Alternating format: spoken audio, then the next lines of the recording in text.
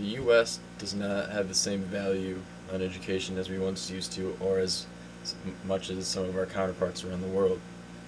When reading an article done by David Lynch on ABCNews.com, he interviewed a principal whose name was Chang Young and asked her a simple question: what is the dropout rate of your students? And he described that she responded in somewhat angrily, saying that no one drops out, just drops out, and that it is seen as a catastrophe if one does drop out. And dropping out should be avoided unless the situation is completely unavoidable. Now, our graduation rates in the U.S. are about 75% for on-time graduation, but in South Korea they have a graduation rate at 93%. That's far better than what we have.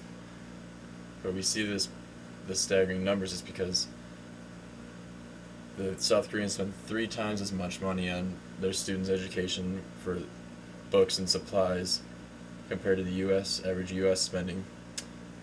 And we see this in our test scores, not just in the dropout rates, but in the test scores. In the program for international student assessment, the South Koreans ranked second out of 30 nations, while the U.S. ranked 25th. But they do not just spend their whole time studying in school. They do have time for leisure, and they have a lot of fun. South Korea is known for being the founders of Taekwondo, and looking at 2 websites, Top End Sports and Expat Focus, they described that the South Koreans prefer football. Actually, 41% of the South Koreans say that football, soccer, is their preferred sport of choice. But they do have professional sports teams of baseball, basketball, rugby. They actually even consider kite flying as a sport.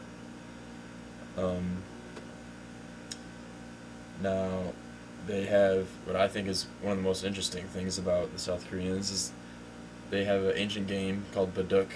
It's called Go in English. They like the game so much that they have schools that kids and adults go to become better Baduk players. And because they have the schools, they have some of the top Baduk players in the entire world. And there's showcases and tournaments that is played for this board game. I'm pretty sure I haven't seen any Monopoly schools for us to go to in the U.S. But the large part of the speech I would like is just the focus on the education system and how much more the U.S. should be investing in our students and in our young people, because education is what makes the economy grow and what will make everybody have a higher standard of living. And until we start putting as much emphasis on graduating and getting our kids through school, we will not be at the same level as some of these other nations are today. Thank you.